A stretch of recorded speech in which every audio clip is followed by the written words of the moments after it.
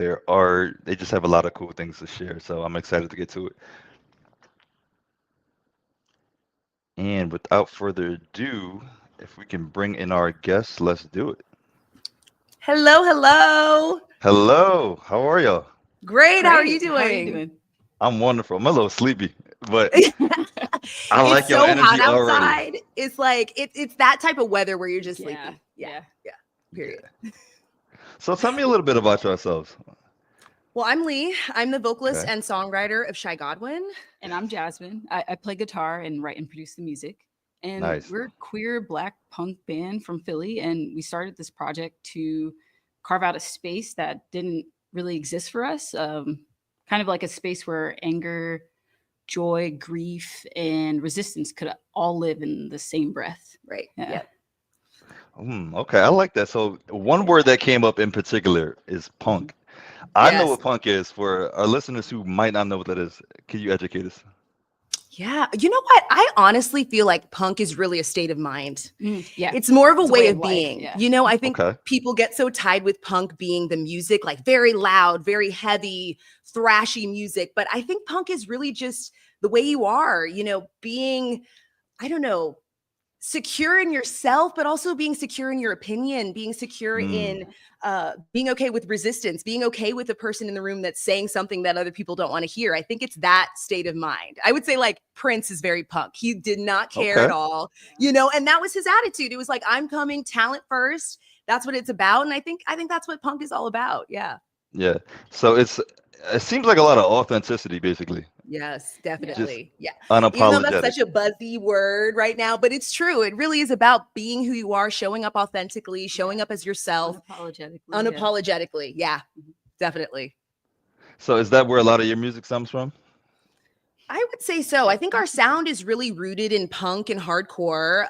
Okay. And yeah, punk as the sound, very heavy, very loud, but it's also kind of rooted in survival and our Mm, perspectives. We bring that sort of basement show underground energy, very loud, very raw, very Mhm. unfiltered. But we are very clear about our kind of political heart and our message that we want to get across, especially now more than ever. We feel like we're not just writing songs, but we're responding to the world that we're living in, really. so you're telling your story. It's not just for entertainment. This is something that you experience. This is what you're going through. Yeah. Yeah. Yeah, it's true. It really is. Yeah. Yeah. And it's really about like for us, it's about like making noise in a world that really wants to silence us. Mhm. And we're here for people who've been told like they're too much, like either it's too black, too angry, too Mhm. queer, too loud, whatever, it's like that's our community Yeah. and that's who we want to hold space for. Right. Yeah. Yes, that's beautiful. I think a lot of times it's just we get in a space where we don't want to hear what other people have to say. And I want to say like us Mhm. as in we, but just society in general. It's like, all right, you're Yeah. having this issue, but I can't personally relate to it. Therefore, I don't want to hear about it. And then Right. that voice just gets silent. So I really Yep. honor and admire the work that you two are doing in that Yeah. space to really, uplift those voices who aren't being heard. So I want to ask this next question though. Being black and queer, is there like a black sheep kind of vibe where you feel like your voice as black people is silenced a little bit in those communities? I would say that's a hard question because I think, that's a hard question.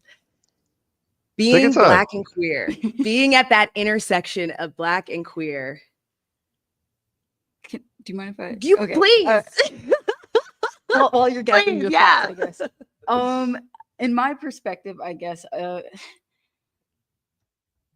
growing up definitely has been very interesting, like to like marry the both identities of being queer and black at the same time, because there is a lot of like growing up, and I think still now it's very pervasive, a feeling that queerness, gayness, all that stuff is like a white people thing, and things like that. And um it's a human condition, like we're all the same, like we all have like it's a it's yeah, it's who we are. It's not really just like being black, like I was born black, I was born a woman, like and I was born gay, so it's kind of like it's all together, and it's not so easily divided up into like sections, as like sometimes where in growing up in like a lot of like Black spaces, there has been like a push and pull of kind of like choose a side kind of thing. And it's like, I can't choose a side because I'm on all these sides. You know, I'm for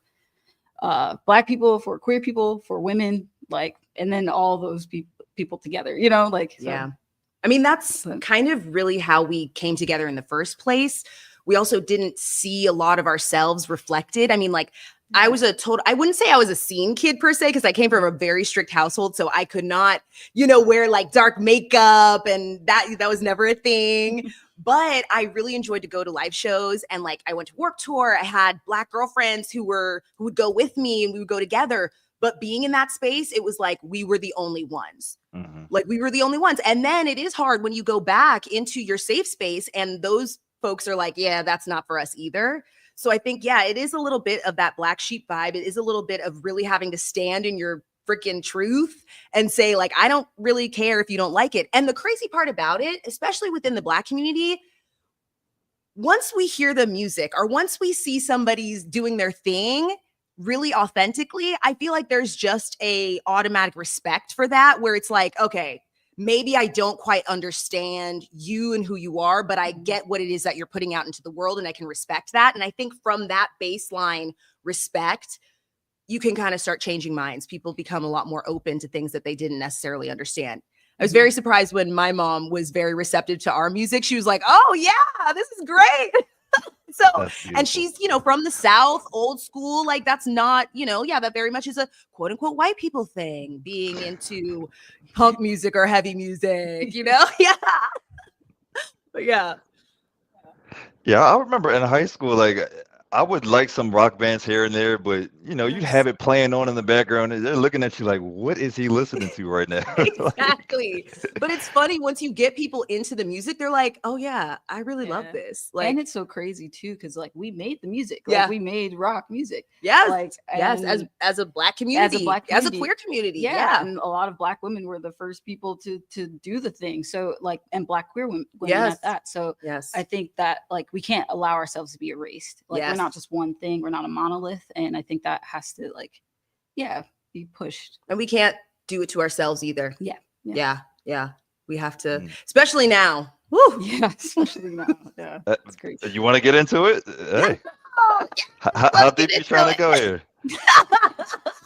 As deep as you want, Nick. As deep as you want. Okay, There we we could go go. there. We could Oh go man, there. now see, you done messed up. We about to go to hell with it. All right. So, how do you feel like capitalism is affecting artists as far as that authenticity goes, and you know, really speaking up and sharing your voice? Yes, we're seeing it now. I mean, recently I read that the CEO of Spotify invested in, I think, some type of maybe arms company or something like that, having to do with, pretty much everything that's going on. So that was very disturbing, and it's upsetting too as an artist to know that that's the biggest platform that streams music, and it's hard to avoid, especially when you're a smaller artist. I see a lot of bigger artists who have made statements and who are pulling off the platform, and that's really amazing, because if you're in the position to do it, do it. But I think for a lot of smaller artists, it is difficult towing that line between making your art and being authentic and capitalism and the kind of bigger macro machine that keeps you from living your truth. So yeah, I mean, we've been very lucky because we are DIY, and we have yet to have to kind of bump up against anyone telling us what we can and can't say. But I do think that it's I think it's a personal thing. I think artists and bands have to really decide for themselves where they want to be, because we are living in a capitalist society, and I think we have to make the decision about what's best. And fortunately for us as a DIY band, we don't have to make those type of decisions. We just do what feels right to us and what we know is right. You said it all. That's all right. Hey, let's do it. I like it. So would y'all ever sign like a record deal? You know, we've talked about that before. I think I would be open to taking on partnership with somebody who's interested in investing in our band as we are. I think that we have a lot of strengths. We have background in film and media and television. And that really comes together in our band and with our music and with our art. So I think we have so many strengths already as we are. So I think if, we found somebody who was willing to invest in us and they understood the vision and they didn't want to censor us, I think that would be incredible. Yeah. To be able to kind of do more and follow our dreams of what we would really love to do. I mean, honestly, I would just love to get in front of as many people as possible. We were fortunate enough to go to London very early on when we first started performing. And that was just such an incredible experience, just kind of cross-culturally. So I think it would be great to be able to expand. And we don't necessarily have the means ourselves because it's pricey, but but it would be awesome to really work with somebody who got it, who understood, a partnership situation. Yeah, because you don't want to lose your voice. A lot of times when people sign these deals, they like, all right, we like your music, but however, we want you to talk about this specific topic. But that's not me as an artist, so I'm not representing myself. And it's inauthentic. Exactly. Yeah. And I think we have such a clear point of view at this point. It would be a disservice to ourselves. And our message too. Yeah, for sure. So as far as your art goes, you know, take the money if you about it, bring it. Come on. So art, it kind of teaches us in a way. It's like our mentor. We learn so many different layers about ourselves and what we're capable of, and just becoming that new person. So talk to me about that a little bit. We also have a short film that we're going to be producing and putting out into the world. And really that project, I think, speaks to that core point of revolt and resistance, being able to use art to combat fascism, I think is so important. And that is one of the reasons why we want support for this project, because we definitely think that having a record and having a way to show people that we're here and that we're standing up, we're standing in our truth, and to light the way for someone else in such a time of darkness, I think that is the job of an artist. I think that is the job of the art. I don't. No, that's definitely. And with like the short that we're trying to make and things like that, it's also like a refusal to let fascism erase us and silence us, and also to define our own narratives too, because like we have to have that control of defining ourselves and defining like what we want to say. And we're creating something like very loud, very beautiful, and defiant that says we're here and we're not going to back down. Love it.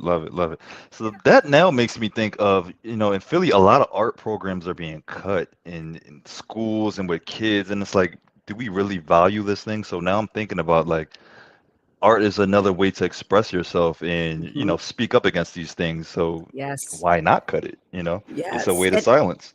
Exactly. When you silence self-expression, you make way for so many atrocities. I mean, we've seen this before. This is not new. And something that's like stuck with me since I've like read it was that like in all across the board, like in a fascist state, like there is no art. There can never be art in a fascist like state, because like it's limiting self-expression, and also anything that is art or considered art in a fascist environment is propaganda.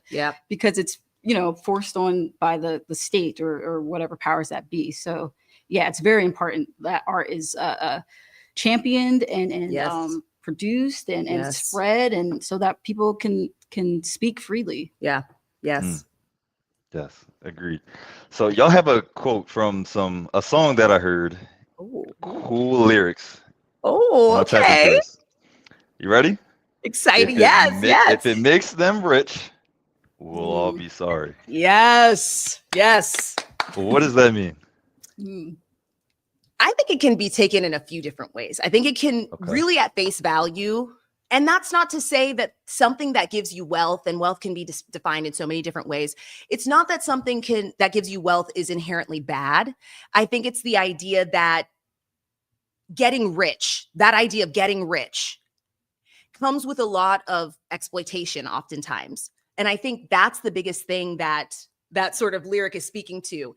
If you are exploiting, then it's a problem. We're all going to be sorry, because that top 1% is exploiting so many people, the 99%.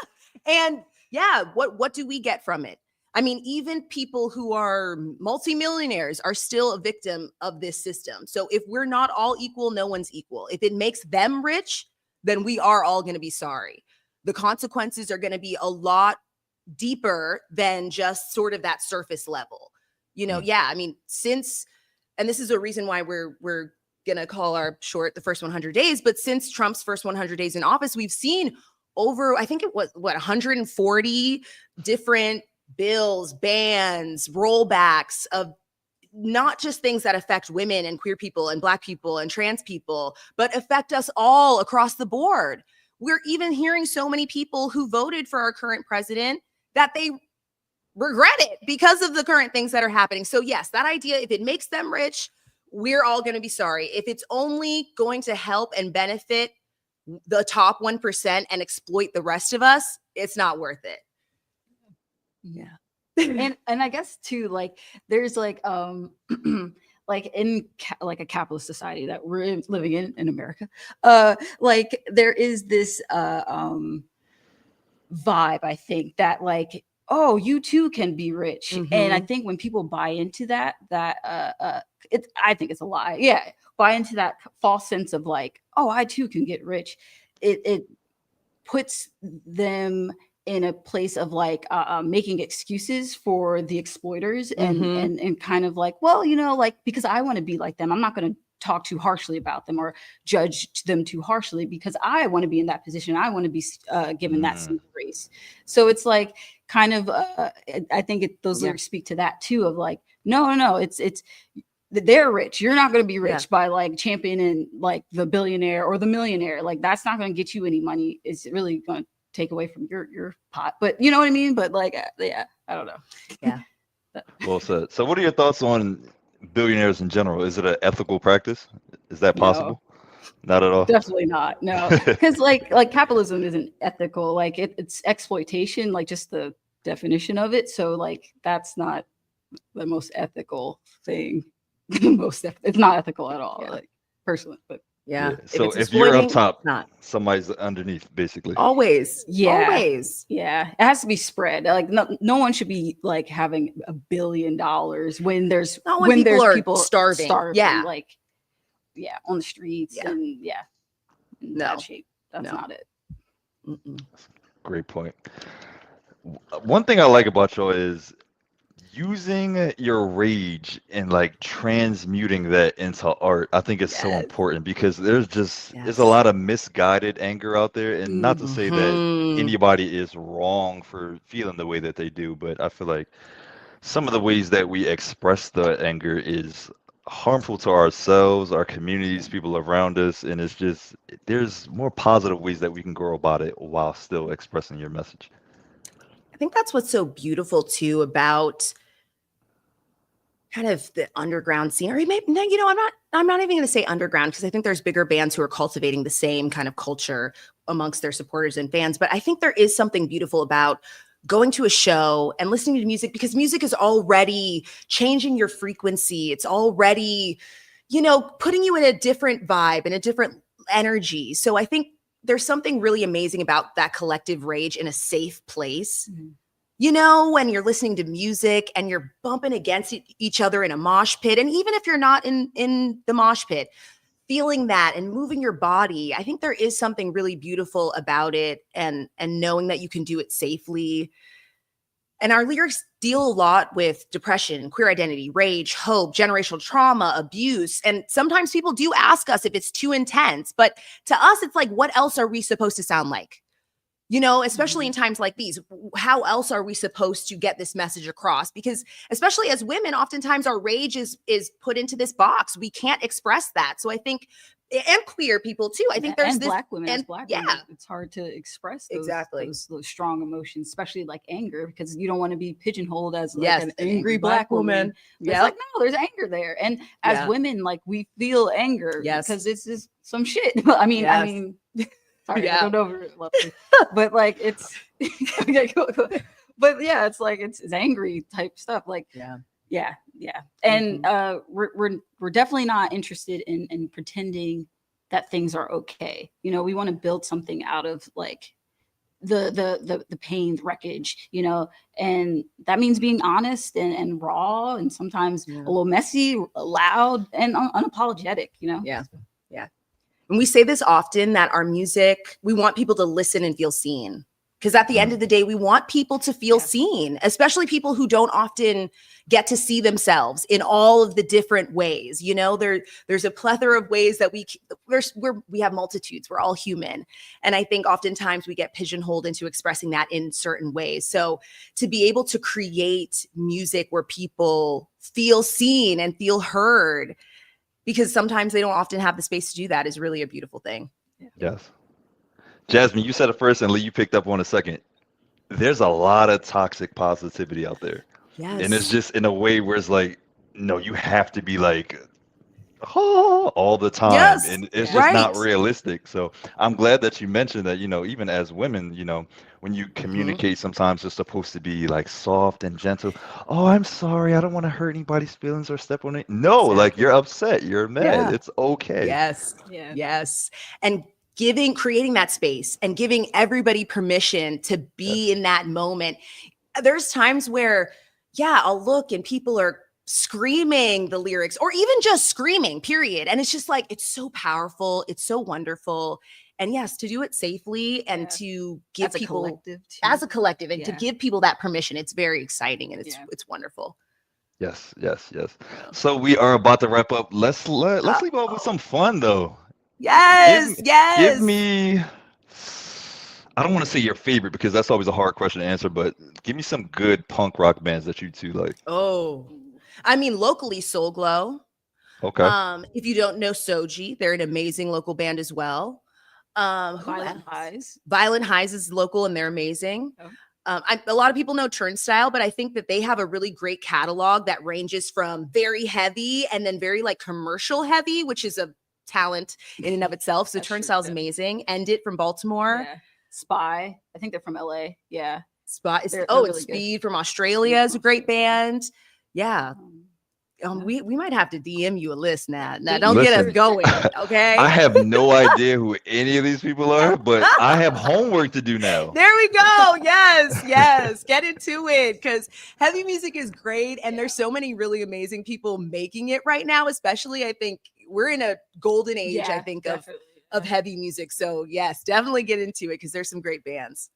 So what would you tell somebody who hears that for the first time, like, oh, punk is a little too heavy, but I like the lyrics. Like, how do you Mm. encourage them a little bit? I think discovery is one of the best things, just if there's something you like, finding other things from that, finding that band's favorite band Mm. is such a great way to kind of discover so many interesting, amazing things. Because I mean, we were recently talking to a friend about kind of melding styles and how, yeah, there's so many bands that are melding like Latin music with heavy music and Afro beats with heavy music. So there's so much there. So I would just say if you hear a song, find out what band that is, find out that band's favorite band, and you're going to go down a rabbit hole. By the end, you're going to be in a band. There we go. Where can we find you two? Support punk, support queer art, Yes. support what matters, ShyGodwin.com Yes. or on Instagram at the band Shy Godwin, YouTube, anywhere. Yeah, Shy Godwin, that's us. Yeah. Any final thoughts? Oh man, what are our final thoughts? Oh, we're not here to be quiet. We're here to make noise and we're here to make something that lasts. Yeah. Anybody that's listening, if you want to be a part of that, support us. We're doing a short film that's covering kind of all of this. So please, yeah, support Shy Godwin, support bands, support your local punk band, support your local punk scene. Yeah. Yeah, that was great. Yeah. There you go, folks. Well, you heard it here Awesome. first. Check out Shy Godwin and everything they have to offer. Their film is titled The First 100 Days. So if anything here interested you, please go out and support. Do what you can. And remember, you are not here to be quiet. You're here to be loud. Hey, yes. Thank you Thank so y'all for much. tuning in. Thank you. Thank you. Thank y'all for tuning into my P. I'm getting the title messed up. I'm tired, y'all. Forgive me. Thank y'all for tuning into Community Voice. It's been another amazing episode. Hope to see you all next Wednesday with another one. Peace, and we are out.